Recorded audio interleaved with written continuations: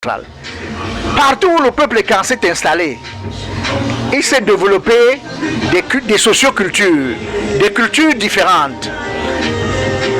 Donc, le peuple Kan aussi a enrichi d'une certaine façon les cultures de l'Afrique centrale en particulier et du Golfe de Guinée en général. Donc, au plan culturel, vous avez l'art musical, l'art théâtral, vous avez les contes, les épopées, toutes ces choses qui sont des manifestations de la culture et qui sont le fait du peuple Kan. Et il faut savoir que le peuple Kan cohabite avec d'autres peuples, aussi bien en Afrique centrale que dans le Golfe de Guinée. Cette cohabitation pacifique a donné naissance, elle aussi, à un enrichissement énorme. Parce que le peuple Kan a enrichi les autres peuples et les autres peuples l'ont aussi enrichi. Voilà en gros ce dont j'ai parlé dans ma communication. Si vous avez marqué votre satisfaction personnelle, je voudrais vous poser la question, est-ce qu'un festival comme celui-ci peut apporter à ceux qui l'ont vécu? Non, il apporte beaucoup de choses. Il y a le bien-être affectif. Hein? Le fait de savoir qu'il y a des gens sur une bonne partie du continent qui ont la même origine que vous, n'est-ce pas? Donc ça devrait consolider la coexistence entre les peuples, ça devrait consolider, fortifier le vivre ensemble. Et il est important que des initiatives comme celle du maire de Ambam soient répétées un peu partout. Ce serait bien qu'au Gabon, on organise des manifestations comme celle-ci, au Congo, en Angola, au Cameroun, on organise des manifestations comme celle-ci. J'ai d'ailleurs proposé au maire d'Ambam que la prochaine édition soit organisée à Yaoundé, afin que beaucoup de gens soient affectés, soient touchés par cet événement. C'est-à-dire que comme Yaoundé va impliquer le déplacement de beaucoup de gens de l'Afrique centrale vers la ville, on pourrait organiser ce festival à Yaoundé tous les 3 ans et organiser celui d'Ambam tous les 2 ans. C'est une très bonne idée. Ça touchera beaucoup plus de gens, je pense. Donc c'est une très bonne idée que les gens se mettent ensemble, que les gens réfléchissent sur leur vécu quotidien, forcément, et réfléchissent aussi sur leur avenir. Que les gens s'organisent pour créer des communautés plus robustes, robustes culturellement, robustes scientifiquement, robustes matériellement et robustes économiquement. Et cette robustesse économique, culturelle, sociologique va apporter aussi aux peuples environnants.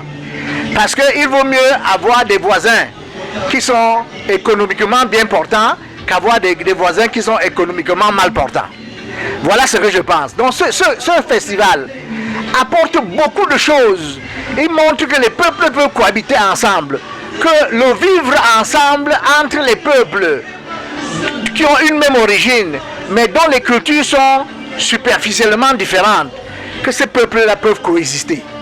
Bien, nous revenons à vous, professeur. J'accueille notre panéliste. Il s'agit donc de Moukoulou Mathurin, de son nom que je voudrais tout de suite lui demander de lui-même prononcer ce nom qui a été primé aujourd'hui. Eyamwan. Eyamwan. Alors, vous avez également assisté à ce festival qui est clos. Alors, vous en sortez avec une distinction et non des moindres, c'est-à-dire la distinction sur la production littéraire. Alors, naturellement, on a très envie de vous demander le sentiment. Oui, mon sentiment, je m'allie au professeur. Je crois que tout est Kan a le même sentiment, tout vrai. Parce qu'effectivement, nous avons un problème de vrai et des gens qui pensent qu'ailleurs c'est mieux. Tous ceux qui peuvent jurer sur les ancêtres et qui ont été ici, d'abord, moi je voudrais même dire que cette journée était pour moi encore une raison suffisante avec la parade de nos frères qui sont venus de Yaoundé, rehausser l'éclat de la cérémonie avec cette danse qu'on a attribuée à un moment une définition funèbre. La danse est sanée. Je crois que pour tout Kan, Et l'homme écan que je suis, c'est merveilleux. Ce festival est venu corriger beaucoup de torts. Bon, maintenant comme c'est une œuvre humaine, vous savez, les jugements, il ne manquera jamais de jugements. Si vous êtes géant, on dit vous êtes géant, vous pouvez tomber. Si vous êtes court, on dit vous êtes court, vous ne pouvez même pas cueillir une mangue. Donc, en réalité, les jugements et les quelques dérapages constatés ou des erreurs, des omissions sont naturels. Mais je m'allie au professeur tel qu'il dit que c'est l'essentiel. Dans la globalité, j'ai vu une couverture médiatique impressionnante. Et je suis convaincu que les journalistes, pour la première fois au Cameroun depuis plus de 30 ans, font une parade purement professionnelle et non financière. Parce que j'ai été avec beaucoup de journalistes qui ne m'ont pas parlé de Gombo, qui est leur langage habituel. C'est-à-dire ceux qui ont couvert ces événements l'ont couvert avec beaucoup plus de passion professionnelle que d'envie de gagner de l'argent. Nous accueillons sur ce plateau l'une des artistes qui se sont produits ici même. Elle a encensé les populations, elle est une fille écan, elle fait dans l'art écan. Alors, bonsoir. Bonsoir. Je vous laisse vous présenter vous-même comme artiste parce que je vous ai suivi avec un timbre vocal qui a certainement intéressé beaucoup de vos fans. Je suis Victoire Biyemenya, alias Monana, promotrice du groupe Le Victoire Bande d'Untem. Je suis chanteuse. Oui, je suis pour la promotion de l'authenticité culturelle écan. J'ai participé activement dans ce festival Mvetoyen. J'en suis ravie. Alors, l'un des titres qui aura retenu mon attention, c'est que vous vouliez entrer dans l'esprit de la CEMAC des peuples pour dire qu'il n'y a pas de barrières. Les barrières sont coloniales, elles sont administratives et ça m'a beaucoup intéressé. Alors, est-ce que vous vivez la réalité des barrières parce que vous êtes également une limitrophe de la Guinée équatoriale et du Gabon? Qu'est-ce qui vous a inspiré? Vraiment, ces barrières nous font beaucoup de mal, puisque nos ancêtres par le passé vivaient dans ce grand bloc. C'était une même famille, une famille d'ailleurs hermétique, mais lors de l'avènement du colon, ils nous ont divisés. Jusqu'à ce jour, on ne pouvait pas aller librement rencontrer nos frères de la Guinée équatoriale ou du Gabon. Actuellement, nous sommes en train de dire non, nous n'acceptons plus ces contenants. Nous voulons que cela soit pratique, que ce soit réel, qu'on vive en territoire et quand les fils d'un même père, les fils d'une même mère, n'eût été ces divisions-là, je veux me rendre au Gabon, je suis emmerdé. De même pour les Gabonais qui veulent se rendre ici, ils sont emmerdés. Alors pour faire maintenant allégeance aux ancêtres, à notre nature, à notre culture, nous devons faire un appel à l'unité. L'unité des peuples écans, dont le titre phare a donc été Angom, Angom qui signifie amitié, unité, fraternité. Il faut qu'on redevienne un, comme par le passé. Nous avons consacré cette édition spéciale de la séquence du festival au bilan.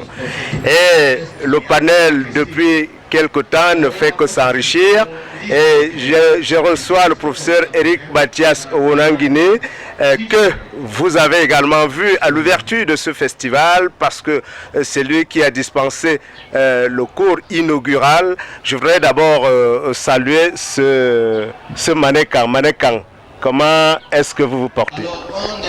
Ça va bien, je suis bien Mathias Eric Owonangini, ça va bien. Et je suis très heureux d'être venu à ce festival Mvetoyen. Alors, c'est l'heure du bilan. Le peuple écan vient de passer en BAM 12 jours. Le peuple écan vous a écouté à l'entrée, certainement pour rafraîchir la mémoire à certains, ils ont peut-être oublié l'essentiel.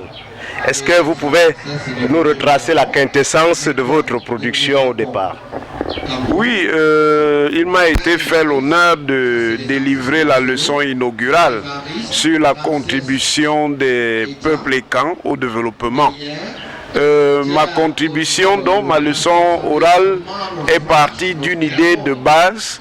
La contribution des peuples ékans au développement se fait en fonction de leur trésor culturel, de leur code culturel.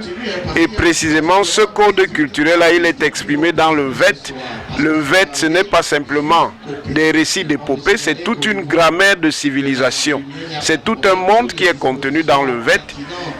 J'ai indiqué dans quelles conditions le Vède avait été créé par Oyona Dangono à la suite d'une initiation comatique, parce qu'il est tombé dans un coma et il a été initié par les dieux à cet art qu'est le Vède. J'ai également indiqué quelles étaient les origines des Ékans, en montrant que les Ékans étaient des gens d'ici et des gens d'ailleurs, qu'ils avaient des souches depuis Canaan, c'est-à-dire le Liban, la Syrie et Israël, qu'ils avaient également des souches en Égypte, au Soudan, en Éthiopie, et qu'ils sont passés par le Soudan, le Tchad, pour arriver au Cameroun, au Gabon, au Congo, en Guinée équatoriale, en Centrafrique.